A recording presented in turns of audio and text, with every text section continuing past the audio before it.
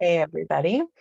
Today, today I have a story for you. I It's kind of funny because some people joke that I can find something and relate it to decluttering no matter what situation I'm in. But today I want to tell you a story about my dog. This happened, I guess it was last year, so it would have been last year in February, and it's something that has stuck with me. So I have a habit of paying attention to how dogs move through the world because they are very much in the moment. How many stories have we heard about where a dog comes from this, horrific situation and is rehabilitated and adopted out, and then they become like this amazing family pet. It doesn't mean that they don't have lingering traumas, but they really are just allowed, to be a dog, and they accept love and they accept treats, and life is good for them. So I'm always amazed at the resilience of dogs. And so a little bit about my dog. Her name is Phoenix. She's a giant breed. She's a Leonberger. So if you don't know what Leonbergers are, then definitely Google them. They are gorgeous, majestic, such loving dogs. They want to be involved with their family all of the time. They just want to do everything that you do. And Phoenix is no exception to that. She has zero concept of her size, which is basically like I think all the giant breeds are like that. Great Danes are like that as well. Wolfhounds can be like that. So she will happily sit on your lap and tell you what she wants for Christmas, and she thinks that's a great thing. So Phoenix has what I jokingly say is an allergy to existing. So she has really, really, really bad allergies, and it took us years to figure out what the source of those allergies were. And it turns out she is allergic to trees and grass, specifically cedar trees. And I live on an acreage with a ton of cedar trees. And whatever isn't covered by cedar trees is covered by a specific type of grass, which is the grass that Phoenix is, of course, allergic to. And it's really hard to be a dog when you walk on the grass and you eat the grass and you love to roll in the grass because, my vet says, she is a specialized vet at an allergy clinic. And she said, it's the dogs that are allergic to the grass that like to roll in it the most. It just always ends up that way. So while we were figuring out all of these allergies, she happened to contract sarcoptic mange. So this is not something that I would ever wish on anybody, not on any animal, not on any human trying to help the animal, but it causes just this really intense itching, lots of these mites, and she loses her fur. And it was just this whole production between cleaning her and cleaning the house and having to put a giant breed dog in a bathtub twice a day to shampoo her was just its own. That should just be like an Olympic sport. I was like, if I don't end up with biceps of steel at the end of this, then I'm lodging a complaint. So it was this whole adventure. Because of that high itch factor, she was constantly wanting to scratch herself and she was breaking the skin. So it was, in the beginning, it was just scratching with her back legs. So I had to start putting boots on her for a good portion of the day. And then we would take the boots off and just keep an eye on her. And when she gets scratchy again, we have to put them on. It's not good to keep them on all the time. So she was not crazy about this. I don't know if you've ever seen a dog try and get used to boots for the first time. But sometimes they do this thing where they like shake a leg and then they shake another leg. And then they do this ridiculous, I call it her hoppity skippity dance, where she's just like, her paws are really, really clumsy. It's like they forget how to function. So she eventually got used to boots on her back paws. But I noticed that when I would take her in the car, she knew that my focus was this way. It wasn't in the back seat where she was. So she would start biting herself. And she was really going after her paws, her front paws. So she needed to be supervised all the time. So we at this point had cleared up all of the mange in terms of it wasn't contagious. All of, the little creepy crawlers on her were dead, as gross as that sounds. That's even grosser to have to deal with, but all that was done. So we're just kind of in recovery period, and we're still working on figuring out how to deal with her allergies. So she couldn't be left unattended. So if I had to go pick up one of my kids from school, she had to come with me.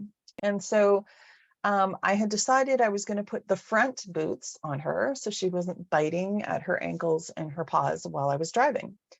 So she let me put on the back boots, no problem. She was used to this. The front boots, oh my gosh, sirens started going off in her head because this was not what we had agreed to.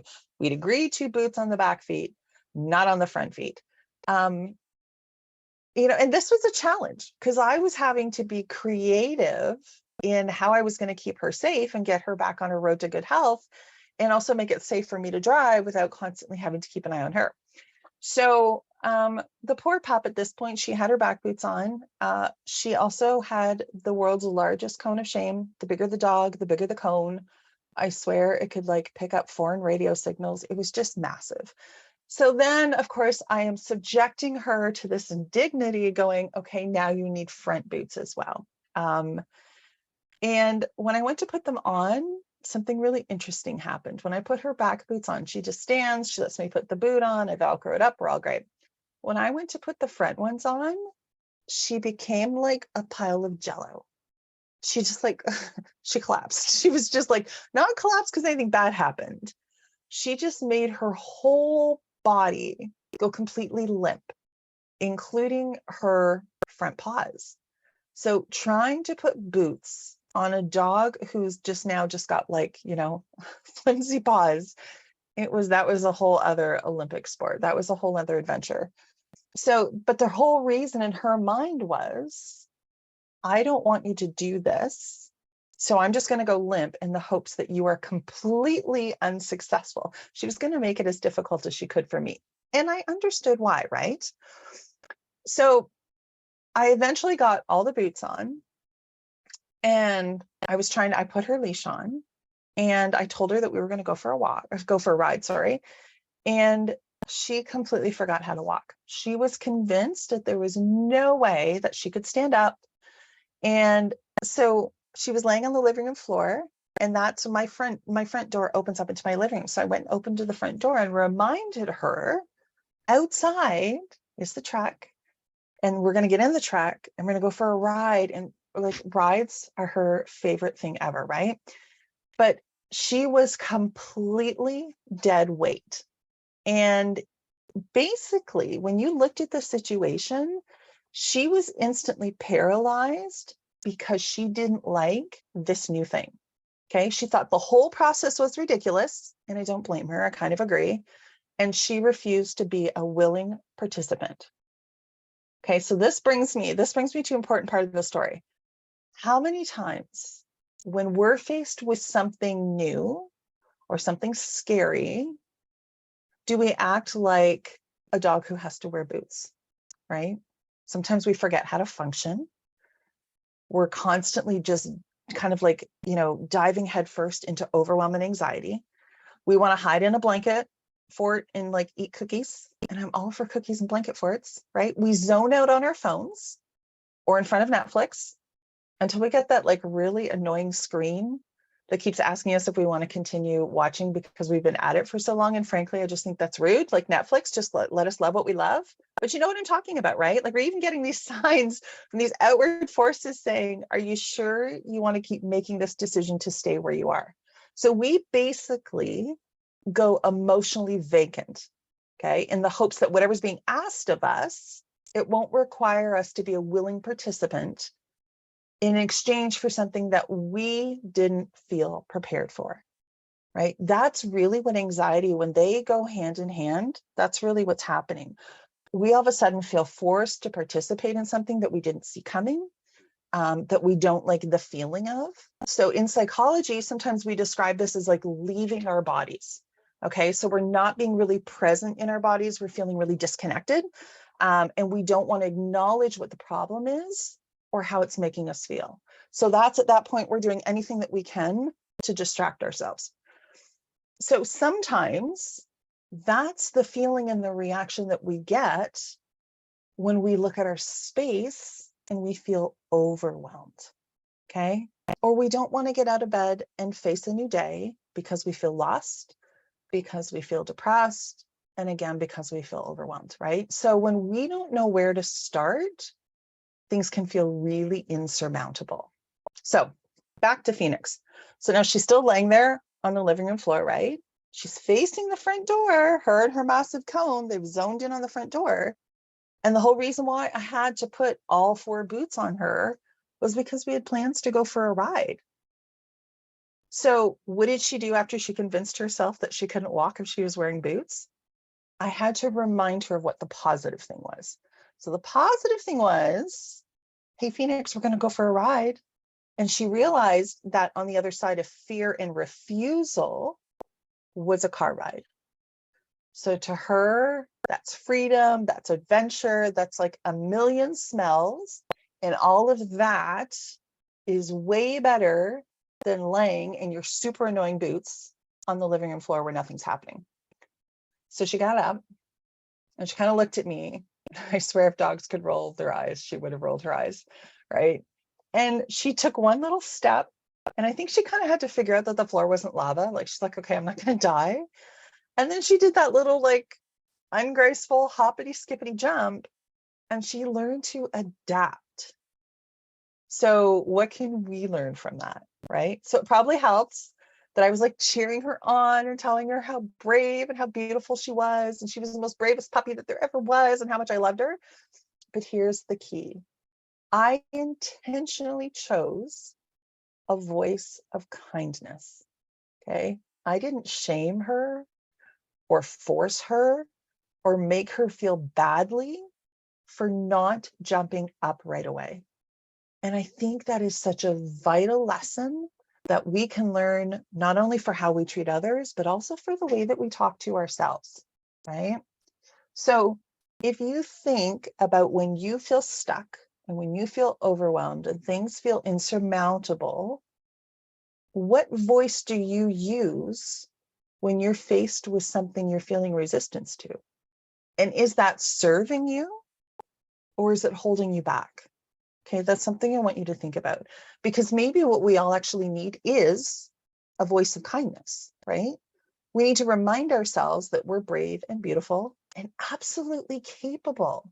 And sometimes that takes a bit longer to learn how to do. If you grew up or have people in your life now or in the past that told you how incapable you were, who didn't understand where your resistance came from, who didn't understand why you would get overwhelmed by something that would be so simple to them, okay? They're not understanding your journey, okay? And that's okay. That's their business.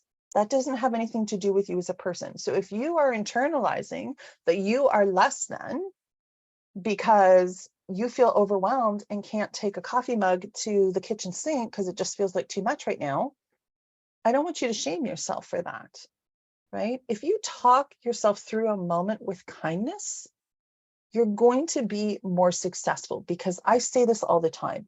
If shame actually served us, you wouldn't need me. You wouldn't be watching my videos. You wouldn't have a cluttered house, right?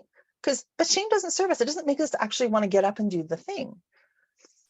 I think it's important to remember that we are not born with an inner voice that says we're never good enough. Okay, so that is a voice that you've inherited from someone around you. It could be a parent, a grandparent, a teacher, a schoolyard bully. Sometimes it's not even intentional. One of the things that I see in psychology is how traumas from past generations will water themselves down. So sometimes our parents talk to us in a way that someone used to talk to them, and they just think that that's the right way to be a parent, right? Or that's the right way to be a teacher, or that's the right way to be some kind of mentor, not realizing the damage that can be done. Or sometimes people do it thinking, I just need to make someone tougher, and it doesn't serve them the way that they think that it will. So maybe what's on the other side of fear and uncertainty and clutter can be something that you need more than being stuck. Okay, so here's what I want you to practice.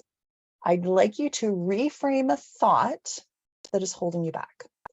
Okay, if you are telling yourself that I can't even keep my kitchen counter clean, I'm useless, it's not going to serve you, right?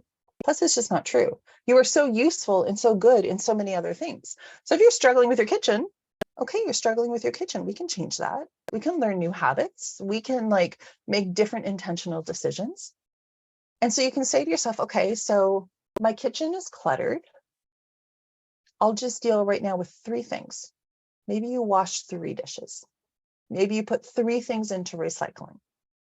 Okay. And then you celebrate that you did something with those 3 things, right? And you can ask yourself, do I want to do 3 more?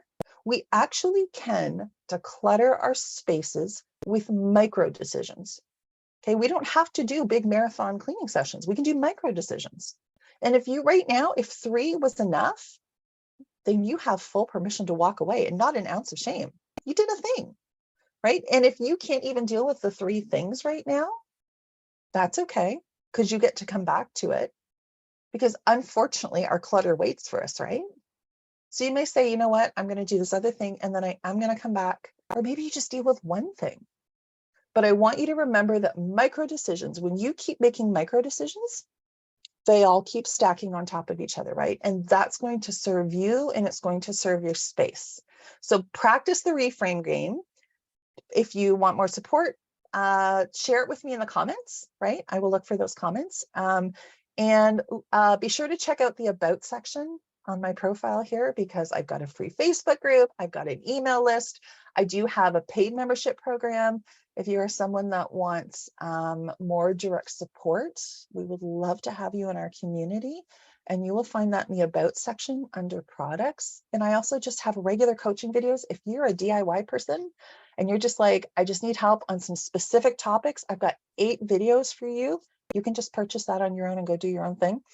And I will see you next week. Keep doing the next right thing. Take care, everybody.